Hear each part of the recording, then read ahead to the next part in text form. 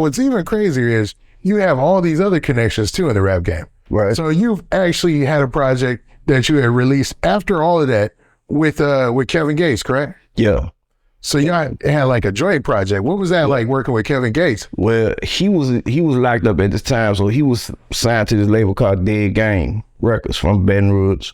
And when he got locked up kind of like right at the point where he was like about to really start, blowing up. Like, okay. And actually, when he was in jail, his music, really took off, you know what I'm saying? But so they kind of like wanted to keep that label afloat until he got out, you know what I'm saying? So that's when me and them, they came to me and, told me they wanted to partner with me to do some shit.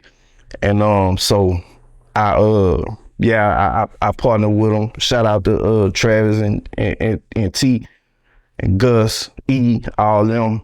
But So yeah, we did we dropped the album that was like a joint album with Gates and me. It was the songs Gates already had though, in the stash. Previously recorded. Right. And I did some new songs and I got on like a couple songs that he had to kind of just make it like a project together like that. So we put that out. And then I did an album called Heart of a King with them too. Okay. While he was still in jail. So just doing to try to, help them keep the label floating and keep their name Dead Game out there and, scream free Kevin Gates everywhere and, basically started the free Kevin Gates movement. Right. And then when he came home, it was just over. It was over with, bro. He, like I say, his music really took off while he was in jail. Like, you know what I'm saying? When he was locked up, his just blew up. It was everywhere. Like, and then when he came home, it's like, psh, Now, you've also dabbled a little bit into the film industry, right? So you've had a couple of movies that you've been in. So in 2011, you were in a film with Megan Good called Video Girl.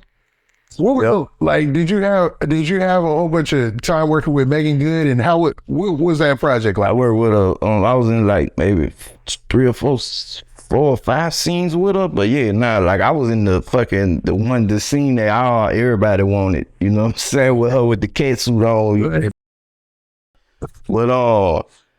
But that shit was dope, bro.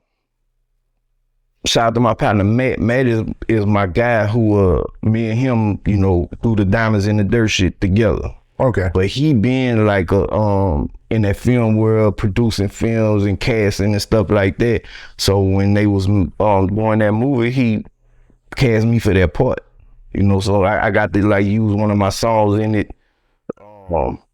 And just that whole experience, like working with Megan Good and I forgot the other girl name, the white girl, but she like she done been in some too. But yeah, that was dope, bro. Super dope. Like one of the funnest things I did in my life. Nice. Yeah, it was dope. Nice.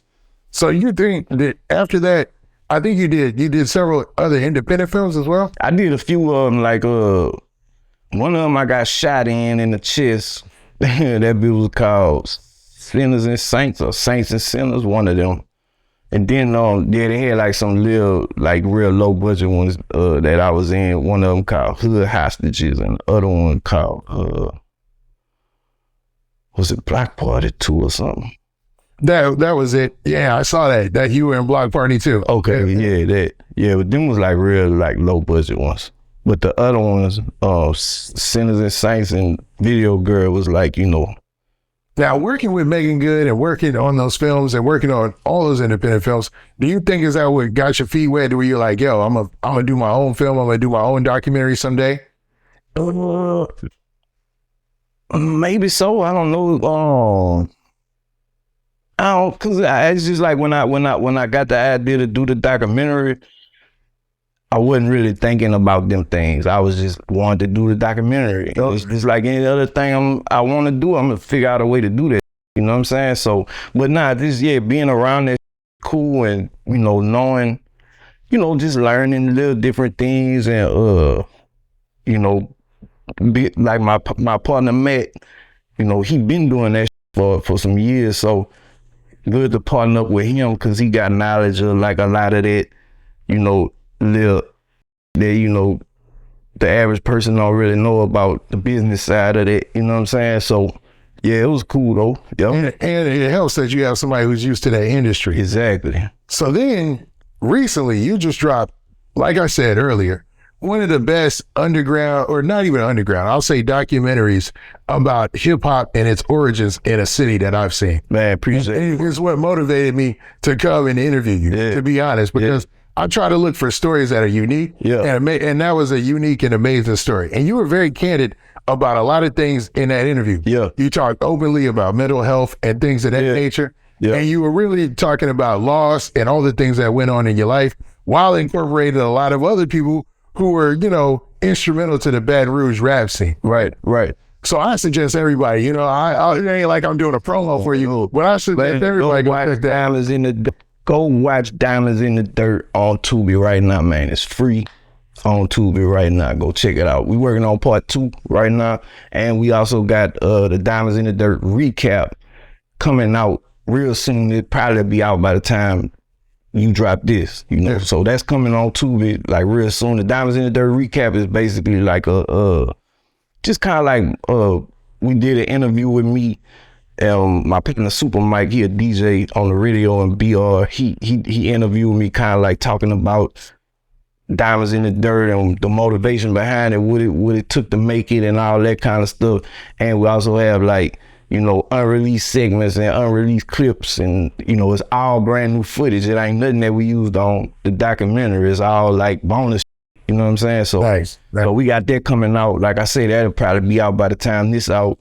Go watch that on Tubi, Diamonds in the Dirt recap, and then we working on part 2 of Diamonds in the Dirt, the actual documentary right now. It's gonna be called the Diamonds in the Dirt 2, The Birth of Jigga City. So that's gonna cover, like, you know, from the year 2000, you know, and that little early 2000s period, like up to like 2010. So the whole jig popping, you know, the jiggalators and Down Bad and Nussy and, you know, Gates early coming up, and, you know, all them stories gonna be